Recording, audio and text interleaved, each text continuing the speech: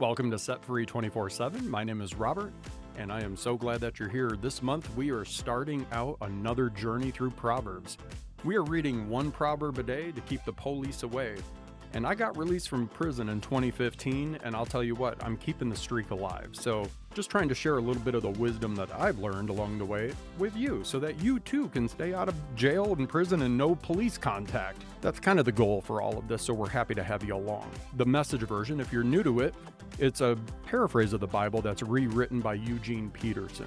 He rewrote the Bible in today's language. Even if you've read through the Bible before, hearing it in the Message version sometimes brings a new light to some of the verses that you may have heard 100 times before. So I invite you to just join along and listen for some of the things that are just a little bit different and see how they apply. So I'm going to be reading today first just the introduction to Proverbs, and then I'll jump right into Proverbs 1 and we'll go from there.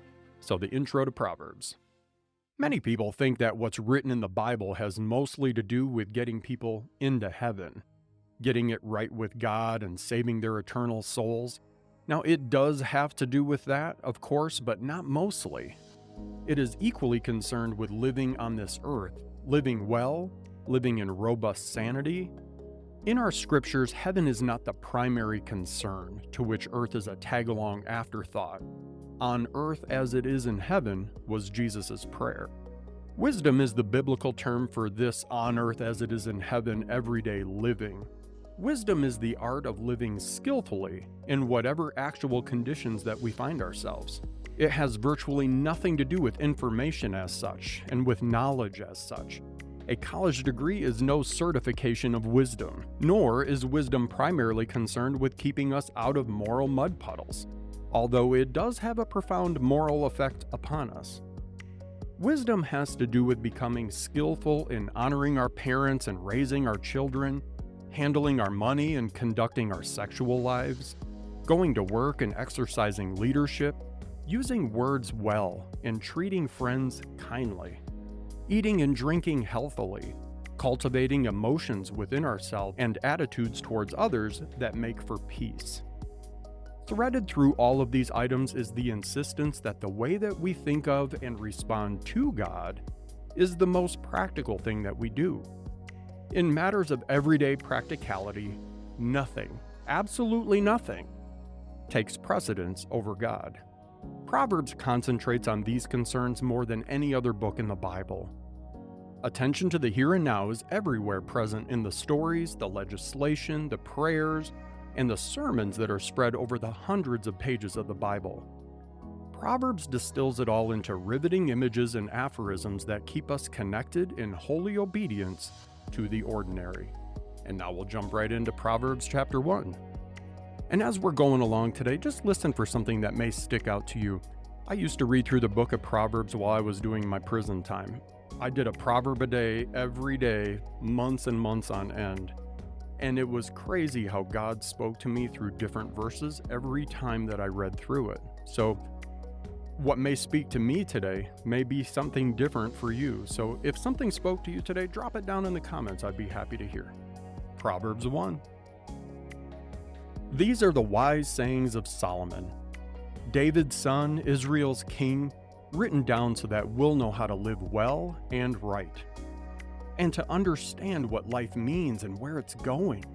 A manual for living, for learning what's right and just and fair.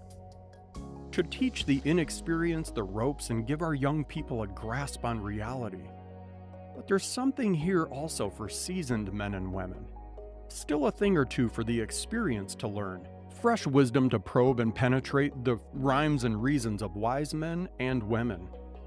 Start with God. The first step in learning is bowing down to God. Only fools thumb their noses at such wisdom and learning. Pay close attention, friend, to what your father tells you. Never forget what you learned at your mother's knee. Wear their counsel like a winning crown, like rings on your fingers. Dear friend, if bad companions tempt you, don't go along with them.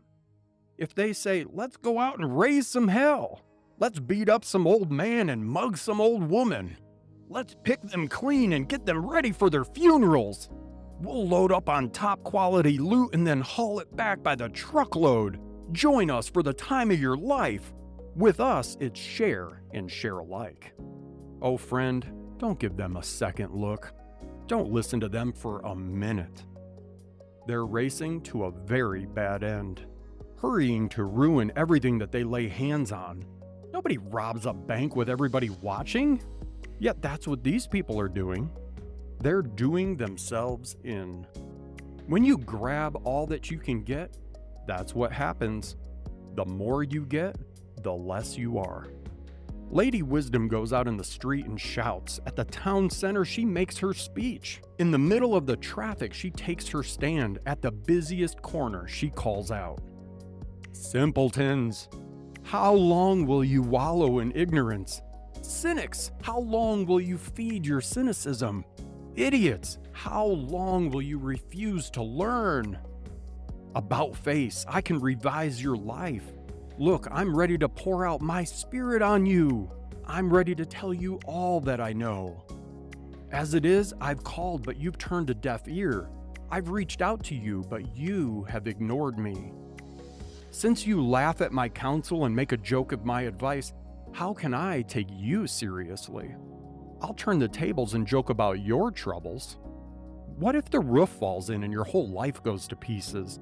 What if catastrophe strikes and there's nothing to show for your life but rubble and ashes? You'll need me then. You'll call for me, but don't expect an answer. No matter how hard you look, you won't find me because you hated knowledge and had nothing to do with the fear of God. Because you wouldn't take my advice and brushed aside all of my offers to train you. Well, you made your bed, now lie in it. You wanted your own way, now how do you like it? Don't you see what happens, you simpletons, you idiots? Carelessness kills, complacency is murder. First, pay attention to me, and then relax. Now you can take it easy. Now you're in good hands. And that's the end of Proverbs chapter 1. And again, we are reading a proverb a day to keep the police away, and I hope that something in here speaks to you. For me, I love the verse, the more you get, the less you are. Because it really takes the materialism aspect that is so prevalent in today's society and just says, listen, getting more and more stuff, it's not going to make you feel happy. All of us humans are designed with a God-shaped hole in our lives. And materialism says, if I go out and buy this, or if I go out and get that, or maybe if I have what the Joneses have over there, maybe that'll make me happy. And people try to shove all sorts of stuff into that God-shaped hole. Personally, I tried shoving as many drugs as I could in one sitting just to change the way that I was feeling, just to get more, trying to shove something in that God-shaped hole. And the only thing that fits is God. So the more I got, the less I became. Because by the end of my drug addiction in 2010, just before I got arrested, I literally was living out of a car. I was shooting up drugs every day. I had a terrible methamphetamine problem. Every day waking up to see what I could jam in a needle to jam in my arm. And none of that fit. It left me feeling emptier than ever. So if that's where you're at, or maybe it's not where you're at, but maybe it's something else. Maybe you're trying to fit something else into that God-shaped hole. Is it material things? Is it something with your neighbor? Is it something at your job? Maybe it's working. Maybe it's hunting. Maybe it's fishing.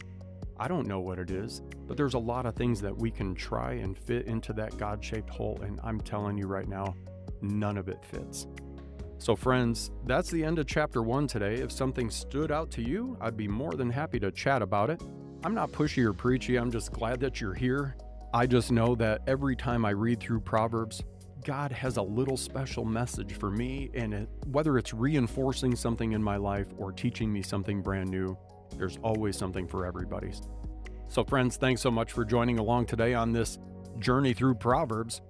Give me a like, how about a share, and maybe even send me a prayer. Can use all of those things. So thanks so much, and we'll see you here tomorrow for Proverbs chapter 2.